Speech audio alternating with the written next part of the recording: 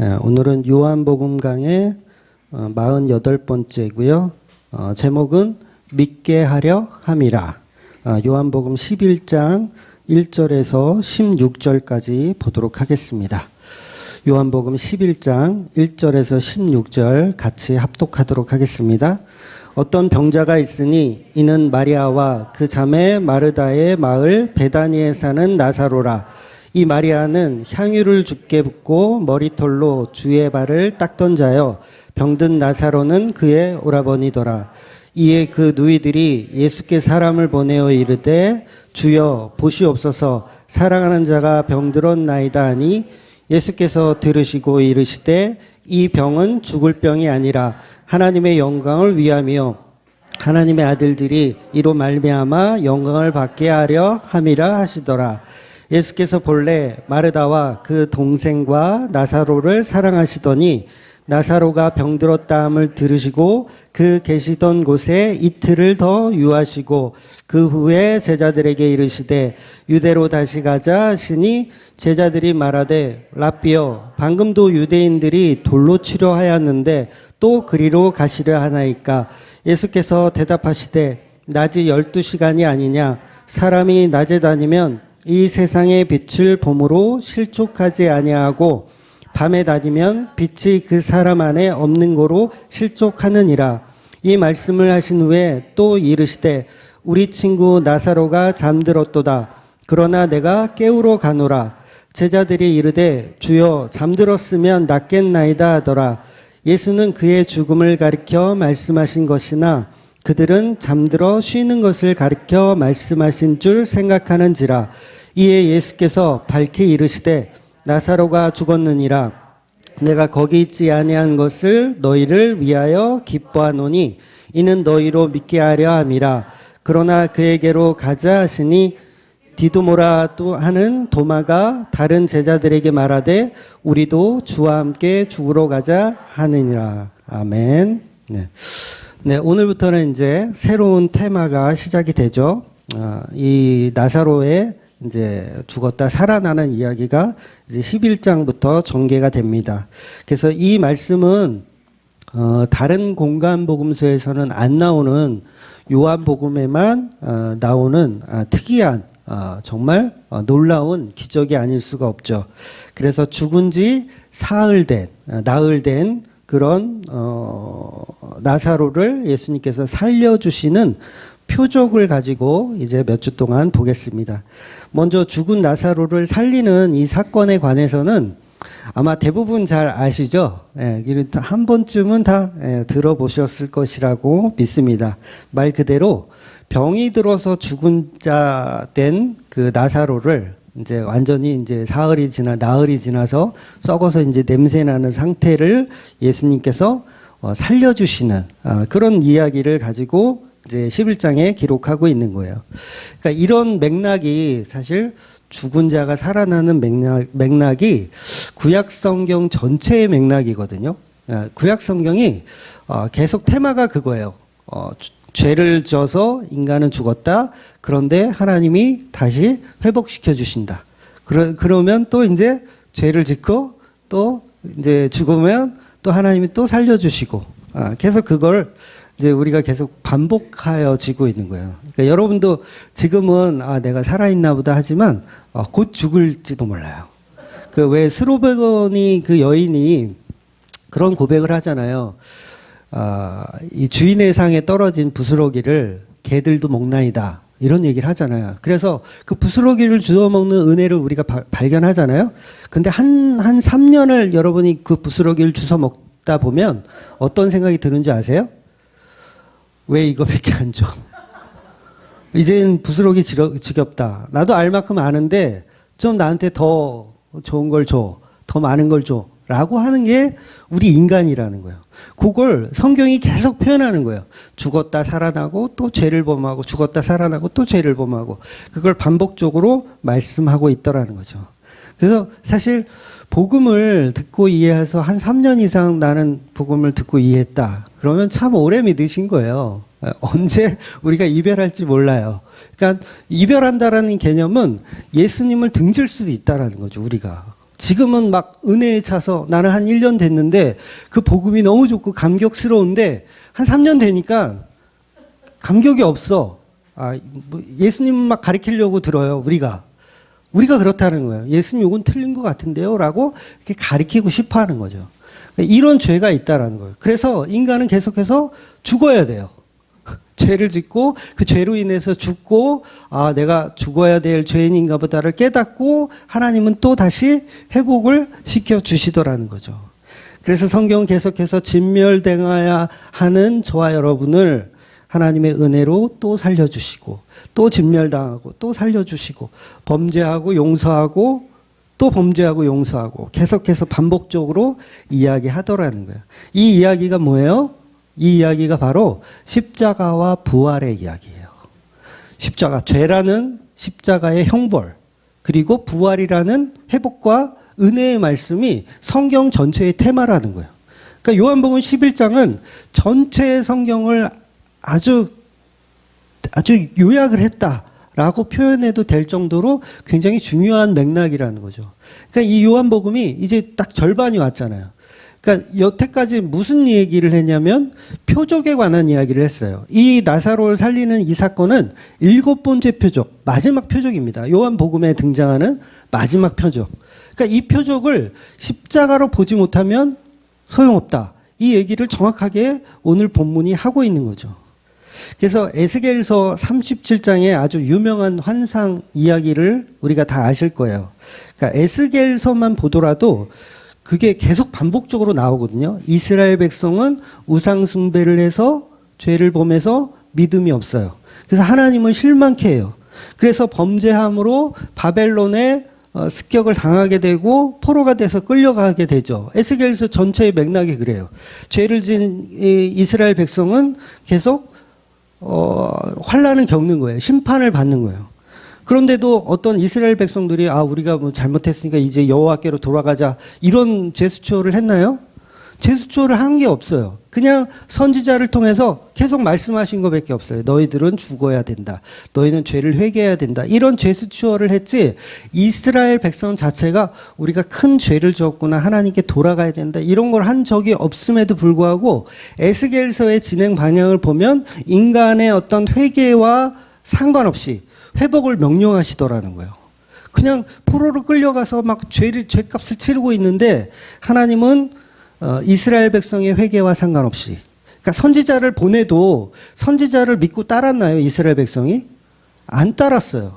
어떤 에스겔뿐만 아니라 예레미야도 마찬가지고요. 이사야도 마찬가지고 그 선지자들이 하는 말을 다 듣고 우리가 회개해야 되겠다, 따라야 되겠다 이런 뉘앙스가 거의 없다라는 거죠. 그러니까 너는 떠들어라. 나는 죄를 계속 짓겠다는 거예요. 그런데 희한하게 하나님의 결론을 보면 회복을 명령하시더라는 거예요. 결국 십자가와 부활은 하나님의 영역에서 하나님이 이루어 가신다는 거예요. 우리는 죄를 범하는 죄인이라는 거예요. 그런데도 불구하고 은혜를 주신다는 건 뭐예요? 말 그대로 은혜죠, 그게. 내가 회개해서 내가 뭔가를 해가지고 제스처를 해서 하나님께 의롭다 칭함을 받으면 그건 은혜라고 하는 게 아니에요. 그럼 우리가 잘한 거죠. 이 정도면 됐지 않아요? 그런 마음이 우리가 3년이 지나면 든다는 거예요. 그래서 반복적으로 성경은 그 얘기를 하더라는 거죠. 그래서 이스라엘 백성들은 하나님 앞에 회개하지도 않았음에도 불구하고 에스겔 선지자를 통해서 환상을 보여주시는데 마른 뼈들이 서로 붙어요. 막 서로 붙는 게 아니죠. 자기 건 자기가 붙겠죠. 서로 붙어서 사람이 되는 거예요. 그러니까 갓 죽은 뼈도 아니고 마른 뼈예요. 말 그대로 죽은 지 오래된 뼈. 그런데 그들이 무슨 회개를 했나요? 죽은 뼈들이 회개했어요? 죽은 뼈들은 회개한 게 아니에요. 그냥 거기에 죽어서 있었어요. 죽음이라는 건 죄의 대가입니다. 여러분, 우리가 선악과를 먹지 않았으면 우린 죽지 않아요. 선악과를 먹었기 때문에 죽은 거예요. 그래서 우리가 뼈가 된다는 것은 죄로 인해 죽은 상태. 우리가 무슨 회개를 한 적도 없어요. 그냥 널브러져 있었어요. 죽어서 널브러져 있었어.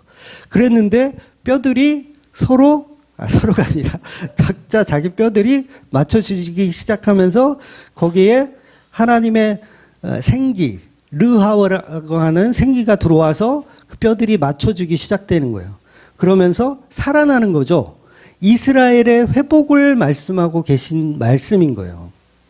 그래서 하나님이 먼저 생기가 너희에게 들어가라 명령하시니 에스겔이 그 말씀을 받아서 말씀을 전하는 거예요. 뼈들에게 전하는 거예요. 그 말씀을 한번 우리가 볼게요. 에스겔서 37장 7절에서 9절 한번 보도록 하겠습니다. 같이 읽어볼게요. 이에 내가 명령을 따라 대언하니 대언할 때에 소리가 나고 움직이며 이 뼈 저 뼈가 들어맞아 뼈들이 서로 연결되더라. 내가 또 보니 그 뼈에 힘줄이 생기고 살이 오르며 그 위에 가죽이 덮이나 그 속에 생기는 없더라. 또 내게 이르시되 인자야 너는 생기를 향하여 대언하라. 생기에게 대언하여 이르기를 주 여호와께서 이같이 말씀하시기를 생기야 사방에서부터 와서 이 죽음을 당한 자에게 불어서 살아나게 하라 하셨다 하라. 아멘. 마른 뼈들이 살아나는 거예요. 살아나는 모습인데 여기서 중요한 게 뭐라고요? 이들은 회개했다 안 했다? 안 했다. 여러분 나사로가 회개했나요? 무덤에서 회개하지 않았을까? 회개했으니까 살려준 거 아닐까? 은혜는요, 인간이 회개해서 얻어지는 그런 가치가 아니에요. 완전한 죄인, 전적 타락의 상태에 있음에도 불구하고 하나님의 재창조가 필요한 거예요. 그걸 은혜라고 하는 거예요. 그러니까 우리가 나는 회개해서 하나님 회개 잘했죠. 이런 말을 할 수 있을 만한 수준도 안 되는 거예요. 근데 우리는 늘 그걸 자꾸 우리의 가치로 삼아요. 이 정도면 내가 하나님 말씀 잘 들었잖아요. 이 정도면 내가 하나님 앞에 내가 헌신했잖아요. 이런 식으로 가더라는 거예요. 근데 은혜라는 개념 자체는 그냥 죄로 인해 죽어 있는 상태에서 하나님의 영이 들어오는 거예요. 이 자체가 창조되는 거죠, 그냥. 내가 무엇을 해서 은혜를 받는 게 아니라 그냥 창조되는 거예요. 은혜는 니꼬로 그냥 창조예요. 창조, 재창조. 즉 하나님께서 온 이스라엘 백성을 예표하는 표적으로 에스겔의 대언이 시작되는 거죠. 그래서 죽은 자가 살아나는 역사가 일어나는 겁니다. 재창조를 설명하고 있는 거죠. 이렇게 창조할 거야. 처음 창조해서 너희가 죄를 범했지만 내가 재창조할 거야. 그 얘기를 에스겔을 통해서 보여주시는 거예요. 그래서 하나님의 은혜, 하나님의 긍휼, 하나님의 사랑을 표현하고 있는 말씀인 거죠. 그러니까 이게 에스겔서에 있는 말씀뿐만 아니라 거의 모든 성경이 다 이런 맥락을 가지고 있다는 거예요. 그래서 오늘 본문에 예수님이 하시는 일, 이거 뭐예요? 나사로를 살리는 그 일이잖아요. 그 일을 에스겔이 구약에서 먼저 예고편으로 보여준 거예요. 마른 뼈가 살아나는 사건을 미리 보여주시고 나서 예수님이 마른 뼈와 같은 나사로를 살리는 그 역사를 보여주시는 거죠. 그래서 에스겔서 47장에 보면 새 성전에서 물이 나오잖아요. 물이 막 흘러나오는데 그 생수의 강이 점점 커지고 그 생수의 강에 닿는 자마다 병이 낫고 그 다음에 물고기가 많아지고 거기에 심겨운 나무들은 풍성해지고 그런 역사가 일어나는 거예요. 그래서 예수님이 그 역할을 하신다고 말씀드렸잖아요. 이거 다 지난 시간에 한 거예요. 요한복음 7장 37절을 볼게요. 37절, 38절 보면 같이 읽을게요. 명절 끝날 곧 큰 날에 예수께서 서서 외쳐 이르시되 누구든지 목마르거든 내게로 와서 마시라. 나를 믿는 자는 성경의 이름과 같이 그 배에서 생수의 강이 흘러나오리라 하시니. 아멘이죠. 네, 기억나시죠? 이 말씀. 그러니까 에스겔은 이 47장에서 이 생수의 강의 모습을 보여주셨고 요걸 예수님의 표적으로 지금 연결할 수 있어야 돼요. 그래야 이게 복음이 완성되는 겁니다. 그래서 에스겔 선지자가 보고 들은 것은 뭐예요? 예수님에 관한 이야기를 보고 들은 거예요. 그러니까 마른 뼈 사건.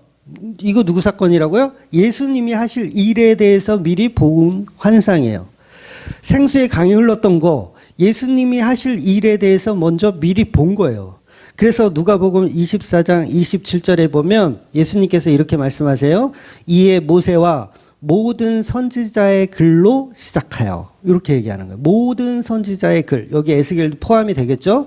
에스겔 글에 시작하여 모든 성경에 쓴 바 자기에 관한 것을 자세히 설명하시느니라. 대충 설명하셨다고요? 자세히 설명하시느니라. 자세히는 뭐예요? 디테일하게 마른 뼈가 살아나는 이 일은 내가 했던 그 나사로 사건과 동일한 사건인 거야 라고 자세히 설명하셨다는 얘기예요. 물론 우리는 그 현장에 없었으니까 성경을 통해서 추정만 할 뿐이지만 예수님은 분명히 선지자의 글을 자세히 설명하여 나에 관한 이야기라고 설명하셨어요. 그렇다면 에스겔이 본 환상, 마른 뼈 사건은 바로 죽은 자가 살아나는 그 역사를 이야기하는 거라는 거죠. 그래서 오늘 예수님은 이미 선지자들을 통해서 전했던 마른 뼈 이야기, 십자가와 부활에 관한 말씀을 나사로의 죽음을 통해서 보여주려고 하시는 본문이라는 거예요. 그래서 본문은 죄로 인한 인간의 죽음과 그럼에도 불구하고 예수님은 자기를 사랑하는 자를 어떻게 구원하시는지를 회복의 결론으로 말씀하시는 거예요. 여기서 중요한 거는요, 자기가 사랑하는 자를 구원하시는 거예요. 그러니까 나를 사랑하는 자들을 구원하는 게 아니라 예수님이 사랑하는 자들을 구원하신다는 거예요. 그래서 5절에 보면 예수께서 본래 마르다와 그 동생과 나사로를 사랑하시더니 이렇게 표현하는 거예요. 사랑하시더니. 그래서 사랑하는 자기 성도가 죄로 죽었잖아요, 지금. 죄로 죽었어요. 죄인이에요. 나사로는 의인인데 죽은 게 아니라요, 죄인으로 죽은 거예요. 병들어서 죽은 거예요. 그런데 그 병들어서 죽은 자를 어떻게 회복하시는지를 보여주는 대목이라는 거죠. 그래서 이 요한복음 중간을 넘어가잖아요, 지금. 그래서 10장을 이제 마무리했고, 이제 11장을 넘어가는 아주 중요한 결론 부분을 확실하게 이야기하고 이제 후반부로 넘어가려고 하는 거예요. 그래서 나사로가 무덤에서 나오는 사건이 11장의 마지막 표적으로 보여주고 이제 표적은 끝나요. 이제 7가지 표적이 완성되고 그 다음부터는 이제 표적이 아니라 노골적으로 이제 십자가 이야기만 시작하실 거예요. 그러니까 11장부터는 이제 십자가 이야기만 아주 노골적으로 하시는 거예요. 그래서 12장 가면 우리가 잘 아는 마리아가 옥합을 깨뜨리는 그 사건이 벌어지는 거예요. 12장부터. 그게 뭐예요? 예수님의 장례를 치르는 거잖아요. 십자가죠. 예수님의 장례를 치르는 거예요. 십자가에 죽으신 예수님의 시체에 미리 장례를 치르는 그 모습을 마리아를 통해서 보여주시는 거예요. 그러니까 죽은 나사로가 들어가야 할 무덤에 누가 들어가는 거예요? 예수님이 들어가겠다는 거예요. 너는 나와라. 나사로야, 너는 나와라. 내가 거기 들어가야지. 네가 거길 왜 들어갔니? 그리고 너는 나와라. 내가 들어갈게. 그걸 보여주시는 거죠. 그래서 그 메시지로 마리아가 향유 옥합을 깨는 사건이 등장하는 거예요. 그래서 이거를요, 복음이라고 말씀하는 거예요. 이걸 복음이다. 그래서 이 여자가 하는 일을 우리가 복음으로 전해야 된다. 그 말씀을 하는 거예요. 예수님이 인간의 죄를 대신 뒤집어 쓰고 들어가셨다는 거죠. 나사로가 죽어야 할 무덤을 나사로를 빼내고 예수님이 그 자리를 들어가셨다는 거예요. 이걸 구속사라고 하는 거예요. 구속사. 구속시켜 이게 아니라 구원과 속죄, 예수님의 온전한 은혜, 이걸 표현하는 거죠. 그렇게 진행된 이야기는 계속 13장으로 넘어가면 예수님이 제자들의 발을 씻겨주는 사건이 등장합니다. 발을 왜 씻겨주죠? 이제 이별을 준비하는 거예요. 십자가라는 이별을 준비하고 있는 거예요. 너희는 서로 이렇게 사랑해라 라는 이별을 준비하고 계신 거예요. 그리고 14장부터 16장까지는 예수님 자신이 내가 가고 나는 간다 이제. 나는 가고 성령님이 오실 거다라는 얘기를 반복적으로 하세요. 꽤 길게 말씀하세요. 그래서 17장은 이제 성령님이 오실 거라는 얘기를 이제 마무리했고 17장에 가면 이제 겟세마네 기도가 등장이 되죠. 겟세마네에서 예수님의 기도하시는 모습이 나오고 18장에 가면 이제 군병들에게 예수님이 잡히시는 내용이 나와요. 그래서 십자가 형벌을 당하는 이야기가 그 이후에 쭉 등장을 하는 거죠. 그러니까 오늘 본문은 마지막 표적이기 때문에 십자가 복음을 시청각 교육으로 보여주는 굉장히 선명한 말씀이에요. 십자가와 부활에 관한 이보다 더 선명한 말씀은 없어요. 예, 이거 정말 선명한 말씀이에요. 그래서 십자가 부활을 복음으로 말씀하시는 본문이라는 거죠. 그래서 이 부활에 관해서는 우리가 사실 이해하기가 어려워요. 이거 안 믿는 사람 많잖아요. 예수님 죽었다 살아났대. 이거 안 믿어요. 자유주의 신학자들은 대부분 안 믿거든요. 신학 교수들도 안 믿어요. 그런 게 어딨어. 이거는 그냥 극화하기 위해서. 이거는 좀 뭐 과장된 표현이야 라고 표현해요. 이거 안 믿어요. 그런데 성도는 이걸 믿더라는 거예요. 성도들은 예수님의 부활을 믿고 동정녀 마리아에게 나신 것을 믿어요. 그런데 자유주의 신학자들은 그렇게 믿지 않는 거예요. 그래서 선명한 복음으로 이걸 받아들이지 않으면 저와 여러분은 성도가 아니라는 거예요. 그러니까 11장이 나는 도저히 이해가 안 돼. 나는 예수님의 부활, 이게 나사로를 살렸다라는 이게 나는 도저히 믿을 수가 없어. 그런 분은 죄송하지만 성도가 아닌 거예요. 아직까지는. 네, 아직까지는. 시간적 개념이긴 하지만. 작년에 이제 저희 아이들하고 제가 몇 번 말씀드렸거든요. 계란을 가지고 이제 병아리로 태어나는 모습을 아이들과 지켜봤어요. 여러분도 한번 해보세요. 뭐 아이들이 있는 집은 뒤처리가 좀 힘들긴 한데 닭이 클수록 병아리가 클수록 이 처치가 곤란인데 그래도 한두 마리 정도 이렇게 해보시면 좋을 것 같아요. 정말 경이롭습니다. 아래서 막 이게 자기가 막 쪼아가지고 그 아래서 자기 스스로 깨어나거든요. 굉장히 경이로운 그런 순간이에요. 물론 사람이 태어나는 건 더 하지만 이게 계란 보면 물컹한 액체잖아요. 아무것도 아니고 그냥 물컹한 액체인데 신기하게 거기다가 온도를 주고 습도를 맞춰주고 정확하게 21일 걸려요. 뭐 애누리 없어요. 약간 뭐 하루 정도는 차이가 있는데 거의 대부분 같은 날 이렇게 뿅뿅뿅뿅 이렇게 막 태어나요. 21일이 되면.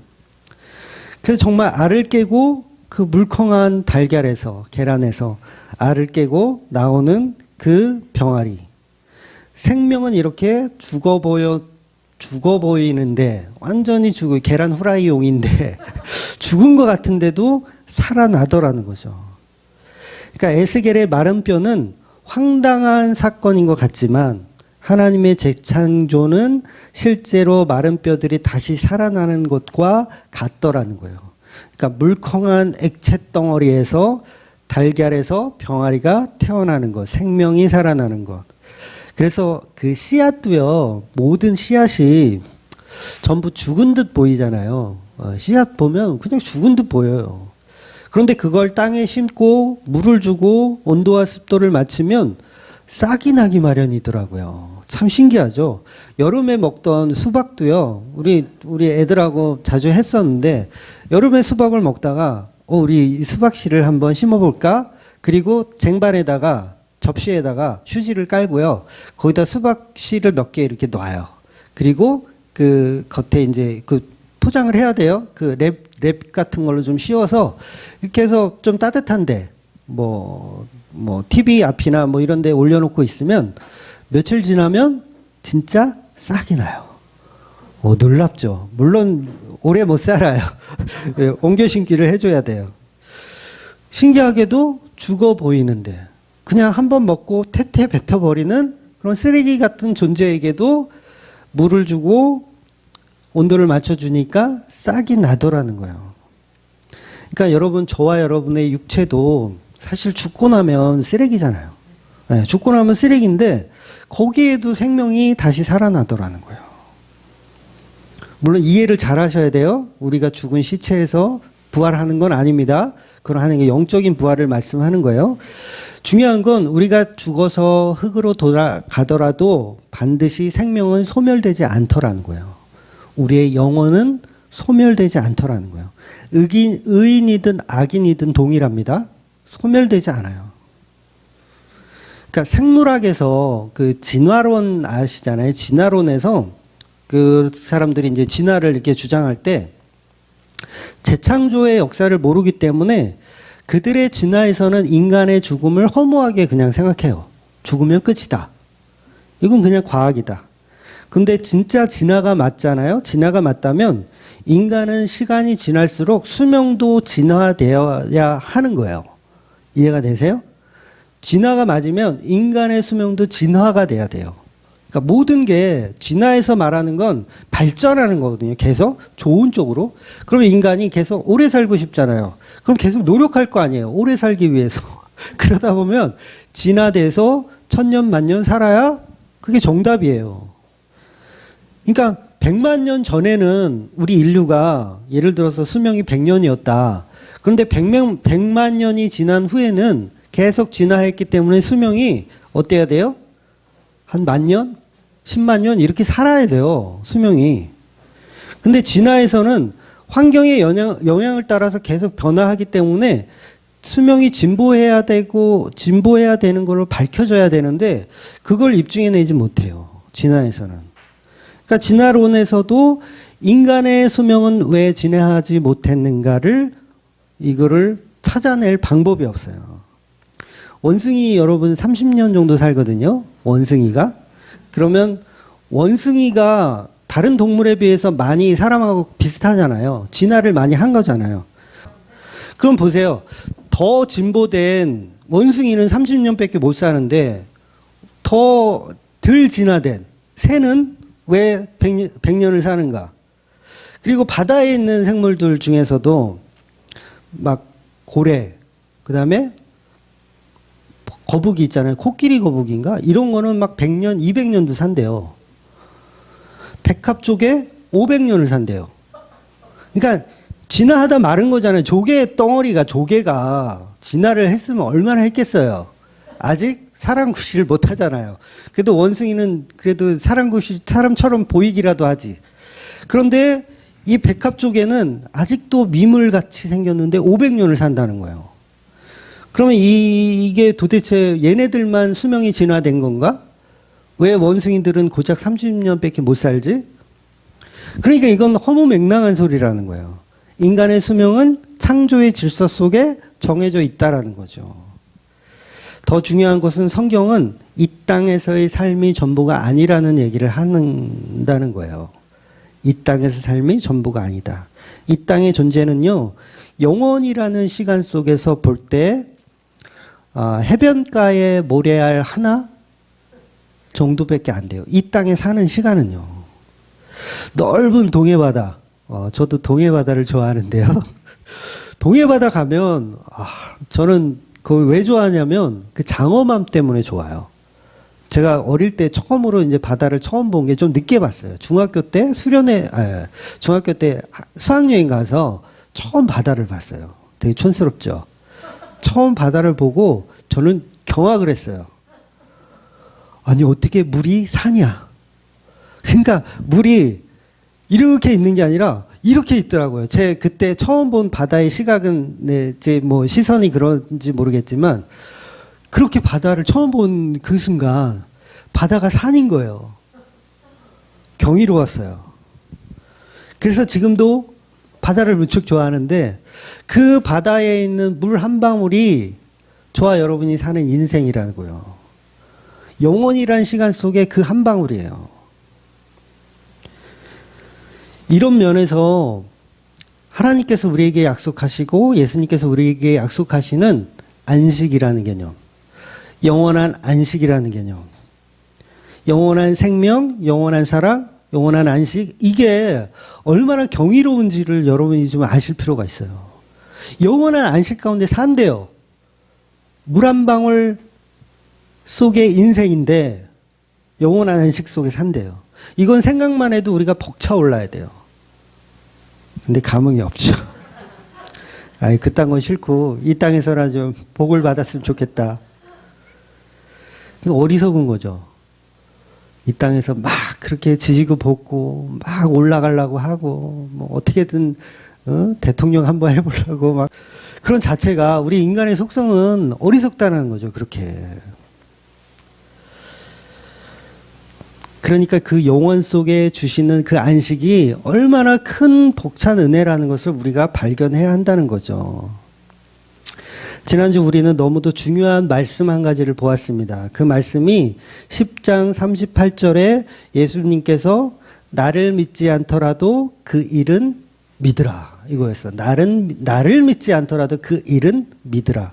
여기서 말하는 그 일은 단순히 기적을 베푼 그 일을 말하는 게 아니라 떡 먹고 배부르게 해주는 그 일 말고, 그거 우리가 좋아하잖아요. 그 일 말고, 그런 일반 은총 말고, 그런 일반 은총은 모든 종교에 다 있잖아요. 무당들도 그거를 지향해요. 일반 은총을. 그런데 그거 말고 진짜 복음은 떡 먹고 배불러서 쫓아오는 게 아니라 바로 그 기적을 표적으로 봐야 한다는 거예요. 기적을 표적으로 봐야지 그게 하나님의 일이라는 거예요. 그 일을 믿는 거예요. 그러니까 기적과 표적의 차이가 뭐예요? 기적은 말 그대로 그냥 놀라운 일이에요. 표적은 그 놀라운 일이 십자가에 대한 설명이라는 걸 아는 게 표적이에요. 그러면 오늘 있을 이 나사로를 살리는 이 표적도 그냥 기적으로만 믿어버리면 그건 복음이 아니라는 거죠. 진짜 복음은 이 나사로의 이 표적 사건이 예수님의 이야기를 하는구나라고 믿어야 한다는 거예요. 십자가로 연결하지 못하는 기적들은 다 쓰레기입니다. 그거는 믿으실 필요도 없어요. 십자가로 연결을 못하면. 성경에 나오는 모든 놀라운 일들을 저와 여러분은 기적으로만 보는 게 아니라 반드시 표적, 예수님의 십자가로 연결해서 복음을 이해하셔야 돼요. 즉 요한복음에 등장하는 7가지 표적들은 전부 십자가적 표적이라고 요한복음 시작부터 계속 성경이 우리에게 말씀해 주고 있어요. 오늘 본문부터는 그 십자가의 표적을 완전히 총정리를 하는 거예요. 총정리.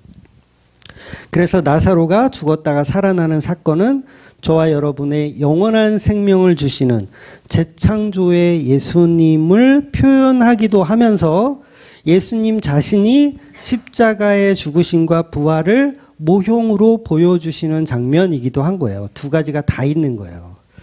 그래서 오늘 본문의 시작을 보면 나사로가 병들어 다 죽게 되었는데 그 여동생들이 예수님에게 사람을 보내는 거예요. 왜 보냈을까요? 빨리 와서 고쳐달라고 보낸 거죠.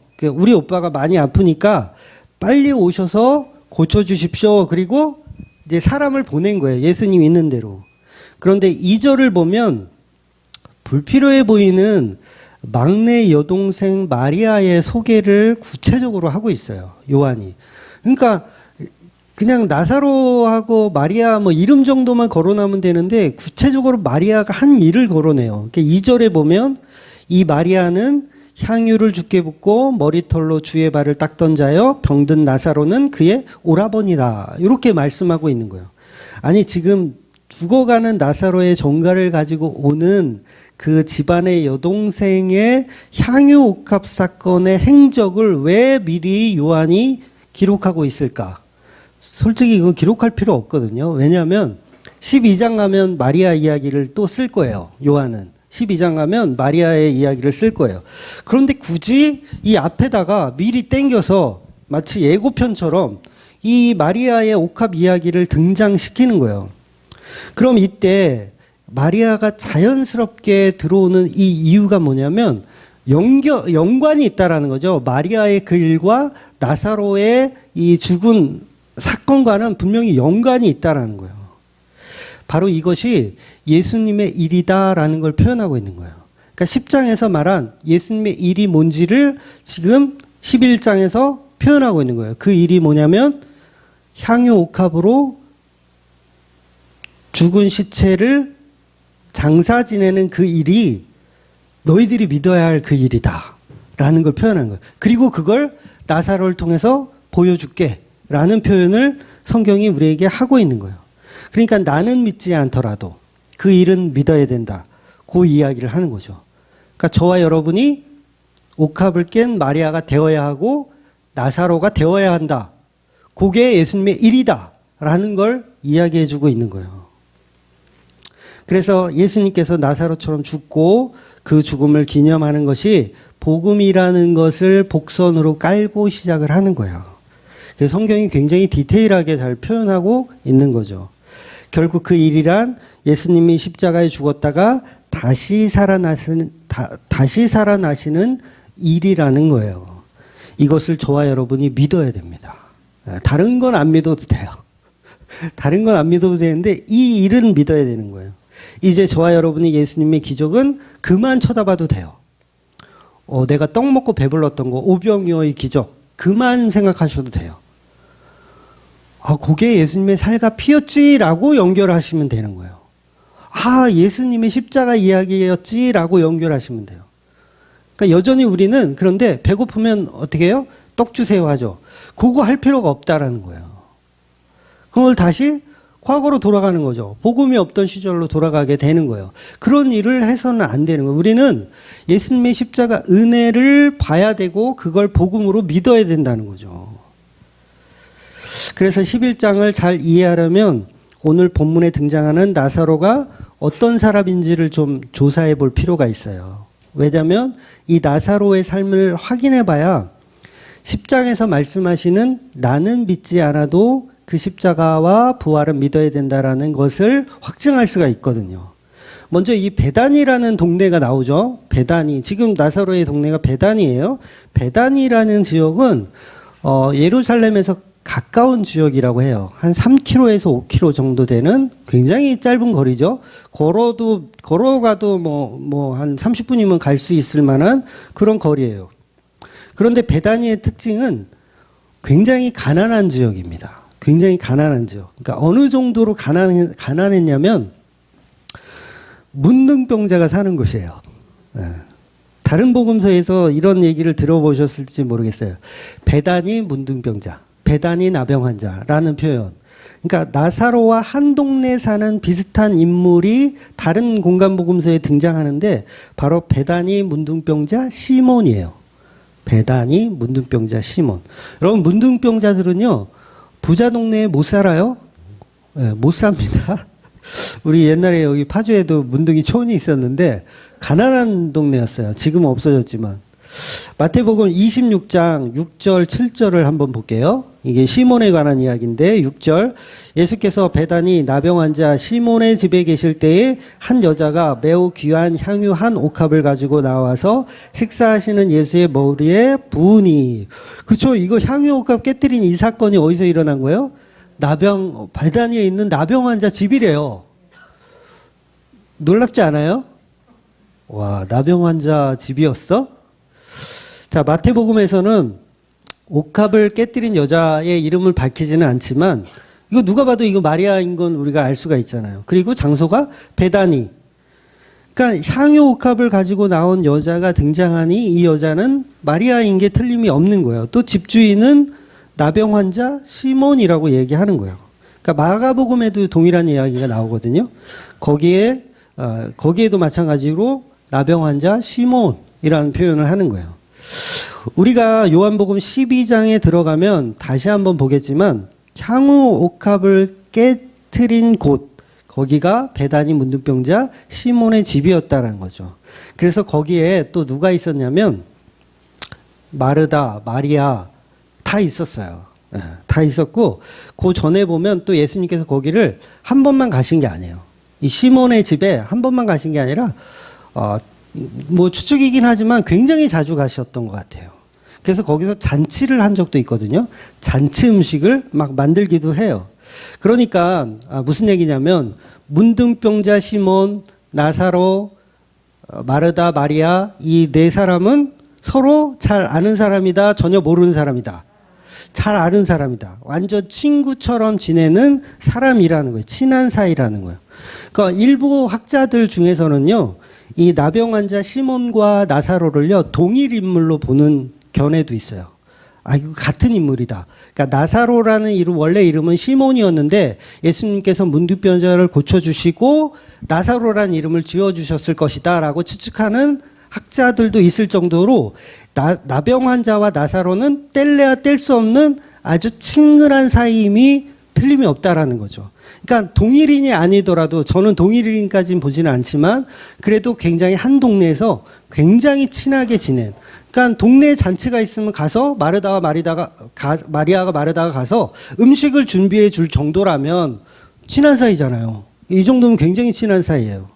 그러니까 요걸요, 유기적인 교회로 보는 거예요. 요 네 사람이 한 동네에 사는 거, 요거 지금 교회를 이루고 있다라는 거예요. 그러니까 예수님이 어딜 찾아가시는 거냐면 교회를 찾아가시는 개념인 거예요. 교회를. 아마도 예수님 당시 때 예루살렘에서 가깝기 때문에 예루살렘에서 예수님이 사역을 많이 하셨잖아요. 그래서 유대인들하고 막 설교도 하시고 복음을 전하셨는데 저녁에 퇴근할 때는 베다니에 가서 주무시지 않았을까. 그러니까 출퇴근을 하면서 가난한 동네에 가서 문둥병자들 사는 그 동네에 가서 먹으시고 쉬시고 그리고 또 아침이 되면 유대인들에 가서 막 복음을 그냥 막 현란하게 또 이렇게 막 선포하시고 그런 모습. 왜냐하면 거지 동네니까 그래도 좀 안전하잖아요. 막 바리새인들이 잘 찾아오거나 그런 동네는 아닌 거잖아요. 비교적 안전한 곳. 아무튼 그래서 베다니에 있는 어떤 사람은 문둥이 시몬이었고 예수님은 문둥병자와도 친구였다라는 거예요. 나사로와도 친구였다라는 거죠. 그러니까 예수님은 베다니처럼 가난한 미천한 동네의 사람들과 친구가 되어주시는 예수님이라는 거죠. 그러니까 언제인지는 모르지만 언제부터일지는 모르지만 이 문둥병 시몬도 예수님이 고쳐주실 거라고 보는 거예요. 그러니까 문둥병인 상태로 막 잔치를 하고 그러지 않을 거 아니에요. 그러니까 문둥병자였지만 예수님이 고쳐주셨다. 그래서 친구가 되었다라는 거예요. 그래서 나사로의 집도 자주 가시고 문둥병자 시몬의 집도 자주 가신 거예요.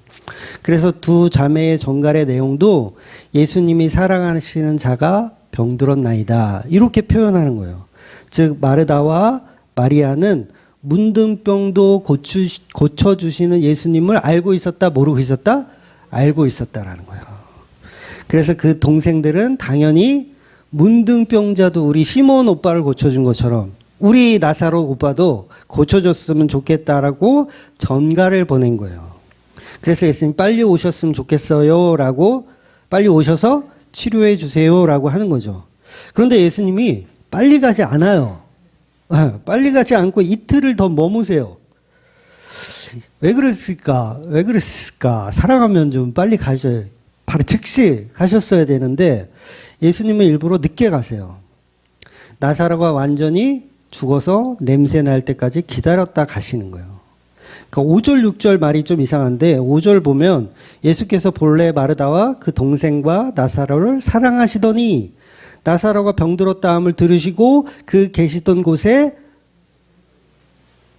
이상하지 않아요? 이틀을 더 유하시고. 그러니까 이게 문맥상 보면 사랑하시더니 나사로가 병들었던 걸 들으시더니 즉시 일어나서 스포츠카를 타고 가시더라. 뭐 시속 150km로 가시더라. 이렇게 표현해야 맞는데 사랑하시더니 나사로가 잠들었다는 걸 들으시더니 안 가시더라. 이 얘기를 하는 거예요. 이게 문맥상 맞아요, 이게?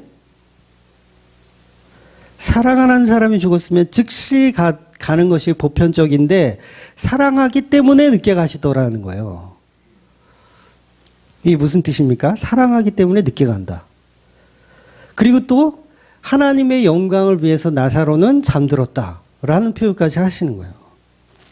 그러니까 우리가 9장에서도 봤잖아요. 맹인된 소경을 치료해 주실 때도 제자들이 저 맹인은 누구의 죄 때문에 맹인이 되었습니까? 라고 물었을 때 예수님은 저 죄는 누구의 죄도 아니다. 하나님이 하시는 일을 나타내고자 함이라.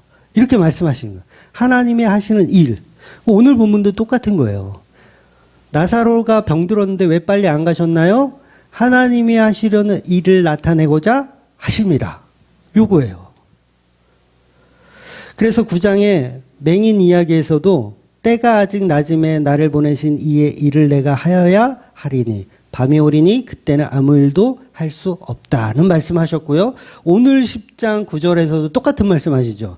낮이 12시간이 아니냐? 사람이 낮에 다니면 이 세상의 빛을 봄으로 실족하지 아니하고 밤에 다니면 빛이 그 사람의 없는 거로 실족하나니. 똑같은 말씀 하시는 거예요. 실로암 사건하고 지금 오늘 나사로하고 똑같은 말씀을 하시는 거예요. 이거 무슨 말씀이다? 하나님의 일을 설명하는 거예요.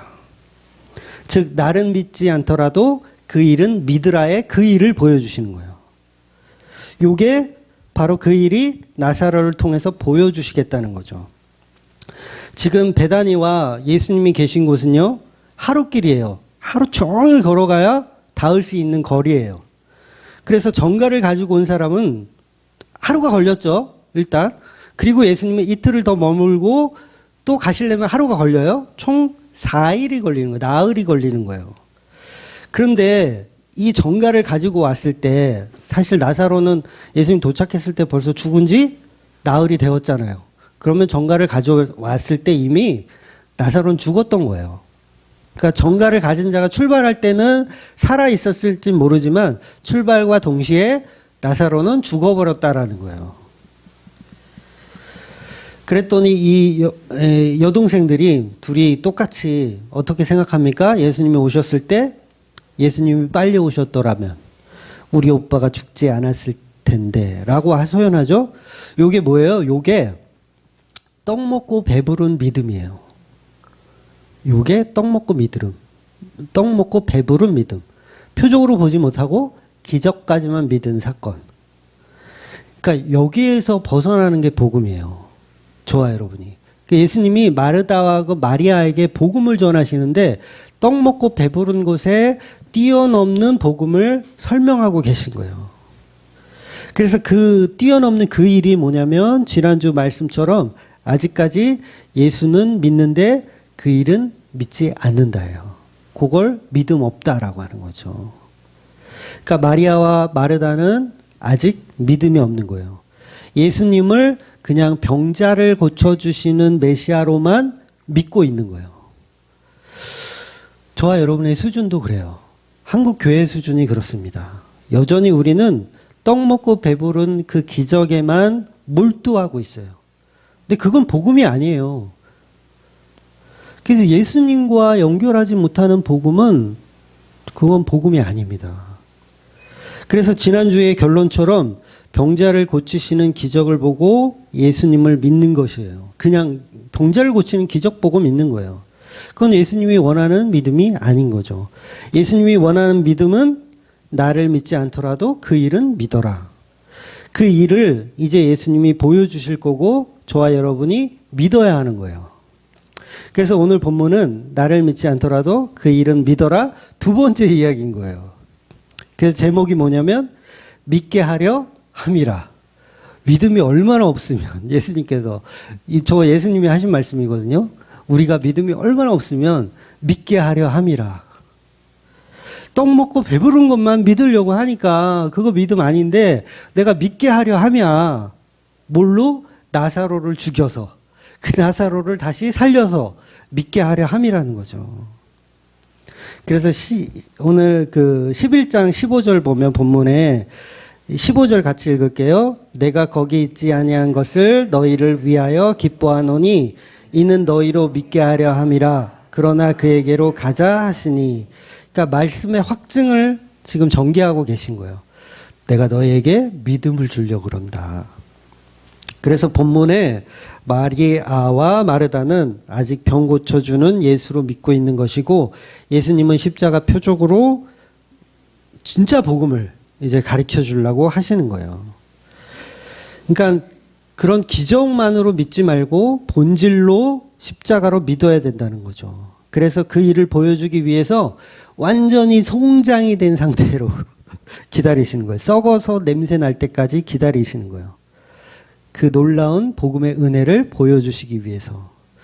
우리가 생각할 때는 왜 그렇게 꾸물거리시는가? 예수님이 속 터져요. 빨리 가셔야죠. 마르다와 마리아의 생각이잖아요. 아우 속 터져. 왜 이렇게 꾸물거리시는가? 왜 이렇게 늦게 가시는가? 그런데 더 큰 은혜를 주기 위한 거라는 거예요. 그러니까 우리는 예수님의 그 일을 믿지 않으니까 예수님 왜 이렇게 늦게 오시냐고 타박을 하죠. 여러분 인생에서 예수님 왜 이렇게 늦게 오셨어요? 그런 하소연 안 하세요? 왜 이렇게 늦게 오셨어요? 그런데 여러분, 저와 여러분이 조금 늦어도 그게 은혜라는 거예요. 10년만 더 일찍 복음 알았더라면. 그런 생각 안 해보셨어요? 10년만 더, 저는 그런 생각 해본 적이 있긴 한데. 그런데 하나님은요, 가장 적당한 시기에 알게 하시더라고요. 그 사람마다 다르긴 하지만. 그래서 가끔 저는 이제 그런 상상을 하거든요. 그 왜 옛날 그런 영화 보면, 백투 더 퓨처 아세요? 네, 좀 굉장히 재밌게 어릴 때 굉장히 재밌게 봤었던 영화인데, 백투 더 퓨처 보면, 막 과거로 돌아가서 자기 어릴 때 모습도 보고 자기 아버지 어렸을 때 모습도 보고 막 그런 영화잖아요. 그래서 저도 제 젊은 시절로 돌아가서 제가 지금 나이 같은 내가 젊은 나이에 가서 뭔가 좀 조언을 해주고 뭔가 좀 얘기를 해주면 더 내 인생이 더 이렇게 좋아지지 않을까라는 상상을 해본 적도 있어요. 그런데 지금 생각해 보면 그렇게 시간의 여행을 가능하다 하더라도 저는 찾아가서 아무 말도 안 해줄 것 같아요. 왜냐면 너가 걸어가야 할 인생은 정해져 있어. 그냥 넌 그렇게 살아야 돼. 오히려 그게 은혜야. 네가 10년 먼저 복음 안다 그래서 뭐 더 좋아질 것 같으니 전혀 아니라는 거죠. 그래서 하나님은 가장 적당한 순간에 찾아오시더라는 거예요. 우리는 예수님 좀 빨리 오셨으면 좋겠고, 1시간이라도 빨리 오셨으면 좋겠는데 예수님은 예수님이 원하는 시간에 찾아가시더라는 거예요. 그것이 은혜라는 거죠. 그래서 예수님이 우리가 방금 읽은 15절 말씀처럼 엄청난 말씀을 하는 거예요. 너희들이 거기 있지 아니한 것을 너희를 위하여 기뻐하노니 라고 하는 거예요. 우리 기쁘다는 거죠. 죽은 다음에 가는 게 기쁘다는 거예요. 왜? 너희로 믿게 하려 함이니까 기쁘다는 거예요. 예수님이 베다니의 나사로 집 근처에 있지 않은 것 너희를 위하여 기쁜 거라는 거예요. 나사로가 죽었어요. 근데 예수님이 마침 옆에 계셨어요. 그럼 그게 좋은 것 같죠? 근데 아니라는 거예요. 오히려 멀리 떨어져 있던 게 우리한테는 더 은혜라는 거죠. 나사로가 죽고 난 다음에 제자들에게 복이 찾아오더라는 거예요. 나사로에게도 마찬가지고요. 그러니까 기적의 수준이 아닌 십자가를 볼 수 있어야 된다는 거죠. 십자가를 발견하는 게 복이라는 거예요. 여러분, 그래서 기적을 보고 믿는 믿음은 기독교인에게는 불행한 일입니다. 오히려 거기서 못 빠져나올 수 있거든요. 여러분 중에 예를 들어서 그런 경험 있잖아요. 나는 암에 걸렸는데 하나님께 열심히 기도해가지고 암이 나았다. 그 사람요, 거기서 못 빠져나와요. 복음에서 못 빠져나와요. 또 아프면 어떻게 해요? 또 기도하러 가야죠. 기도원 가서. 그리고 또 나으면 또 살다가 또 아프면 또 기도원 가야죠. 뭐 어떻게. 거기서 못 빠져나오는 거예요. 오히려 그런 기적을 아예 그냥 체험한 적이 없는 사람이 오히려 복된 삶이라는 거예요. 그러니까 제가 옛날에 구인사 갔던 얘기 자주 드렸잖아요. 구인사 가면 그 절이 굉장히 크거든요. 거기도 막 별의별 병자들이 많이 와요. 그래서 막 간증하는 거 들어보면 뭐 보살님께 뭘 해서 뭐 부처님의 은혜로 뭐 병이 나았다. 뭐 암 환자 무슨 뭐 별의별 병 고친 사건들이 거기 다 있어요. 그런데 그런 간증들이 믿음이 아니라는 거죠. 다 어리석은 건데 오히려 그런 경험이 없는 게 복이라는 거예요. 그러니까 기독교는 그런 걸 이해하게 하는 종교가 아니라는 거죠. 그러니까 사람들은 아프면 신을 찾아가요. 우리 다 마찬가지예요. 아프면 신을 찾아가요. 오죽하면 무당을 찾아갔는데도 무당이 병을 낫게 해줘요. 실제로 무당도 그렇게 그럴 능력이 있더라고요. 병을 낫게 해줘요. 그런데 기독교도 겨우 그런 신유은사적인 어떤 믿음을 심어주는 종교라면 우리는 심각하게 고민해봐야 한다는 거죠. 예수님이 이루신 그 일은 십자가의 일이라는 거예요. 그 죽음과 부활의 믿음의 신앙을 우리가 보아야 한다는 거죠. 그래서 12장에서는 동생 마리아가 확실히 십자가 표적이 무엇인지를 알고 죽은 오빠가 살아 돌아온 사건을 경험하면서 그걸 십자가로 이해하기 때문에 예수님에게 옥합을 깨뜨려 향유를 부을 수 있었던 거예요. 자기 오라버니에게 했던 그 장례를 예수님에게 해주는 거예요. 예수님의 십자가의 죽음을 다시 한번 마리아가 표현하는 거죠. 그래서 오늘 예수님은 동생의 전가를 받고도 곧바로 가지 않으시고 이틀을 더 머무시는 거예요. 십자가와 부활을 보여주시기 위해서. 그래서 다른 생명을 살리시는 사건들을 보면 예수님은 나사로만 살린 거 아니에요? 다른 생명도 살리기도 하셨어요. 그러니까 야이로의 딸의 경우도 예수님 즉시 움직이셨거든요. 그 다음에 나인성 과부의 아들도 즉시 움직이셨어요. 근데 나사로의 경우만 즉시 움직이지 않고 머뭇거리시는 거예요. 늦게 가시는 거예요. 요거는 떡 먹고 배부른 그 믿음이 완전히 배제되기를 예수님이 기다리시는 거예요. 그래서 저와 여러분이 비복음적인 교회에서 정말 돌고 돌아 늦게 신앙생활 했던 이유가 뭐냐면 떡 먹고 배부른 거 그게 아님을 발견하라는 거예요. 그거 발견하다가 복음으로 돌아서는 거예요. 그거 보여주시기 위해서 저와 여러분이 그렇게 돌고 도른 거예요. 이제 십자가를 만나셔야 돼요. 여기까지 오셔서 목사님 얼굴만 보고 가면 그건 꽝이고 십자가를 발견하시고 가셔야 된다는 거죠. 그래서 오늘 본문 4절을 보면 예수께서 들으시고 이르시되 이 병은 죽을 병이 아니라 하나님의 영광을 위하며 하나님의 아들이 이로 말미암아 영광을 받게 하려 함이시더라. 함이라 하시더라. 그러니까 나사로의 병은 죽을 병이 아니라고 얘기하는 거예요. 그냥 잠들었다고 하는 거예요. 이것은 하나님의 영광을 위해서래요. 나사로를 통해서 하나님의 아들의 영광을 받기 위해는 어떤 도구라는 거죠. 그렇다면 나사로가 뭐 하고 있는 거예요, 지금? 나사로가 여러분 뭐 하고 있는 거죠? 지금 죽어 있는데 뭐 하고 있는 거예요? 요걸 예배한다라고 하는 거예요. 나사로는 이틀 동안 누워서 예수 그리스도를 예배하고 있는 거예요. 그러니까 저와 여러분이 예배는 죽는 거잖아요. 죽는 거예요. 자꾸 살아가지고 막 이렇게 퍼덕거리지 마세요. 예배는 죽는 거예요. 나의 회개 없음, 회개도 못하는 아주 더럽고 추악한 그런 존재의 자리에 밑바닥에 있는 존재입니다. 라고 그냥 죽어 있는 상태를 예배라고 하는 거예요. 근데 우리도 뭔가 우리가 하나님과 뭔가 드려야 예배인 줄 알아. 그것조차도 할 수 없는 존재임을 기억하는 게 예배의 자리라는 거죠. 그러니까 저와 여러분이 나사로라면 기다려야 돼요. 기다려. 이렇게 기다려야 된다는 거죠. 즉 예수 그리스도의 주되심을 높이기 위한 인생이라는 거예요. 성도는 다 조건이 하나예요. 주 예수 그리스도의 영광을 위해서 사는 사람들이에요. 자기 영광이 없어요.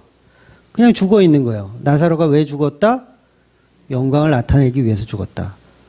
실로암가의 맹인이 왜 장님으로 태어났다? 예수님의 영광을 위해서 그렇게 태어난 거예요.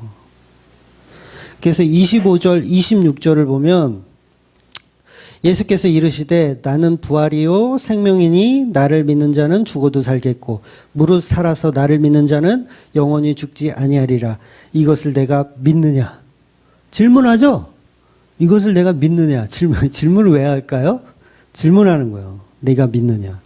저와 여러분이 성도라면 아멘으로 화답을 해야 돼요. 네가 믿느냐? 아멘으로 화답해야 돼요. 저와 여러분은 그래서 영원히 사는 거예요. 네가 믿느냐? 죽어도 사는 것을 믿느냐? 아멘하면 영원히 사는 거예요. 천국을 누리는 거죠. 예수와 더불어 천국을 믿는 거예요. 사는 거예요. 우리가 사랑하는 예수님과 친구들과 더불어 영원히 사는 거죠. 마리아와 마르다와 시몬과 나사로가 예수님과 더불어 영원히 사는 것. 그 십자가 믿음을 주시기 위해서 예수님이 이 땅에 오셨다는 거예요. 그러니까 예수님의 목적은 나사로를 다시 살리는 게 목적이 아니에요. 요거 이제 다음 주에 더 말씀드리겠지만,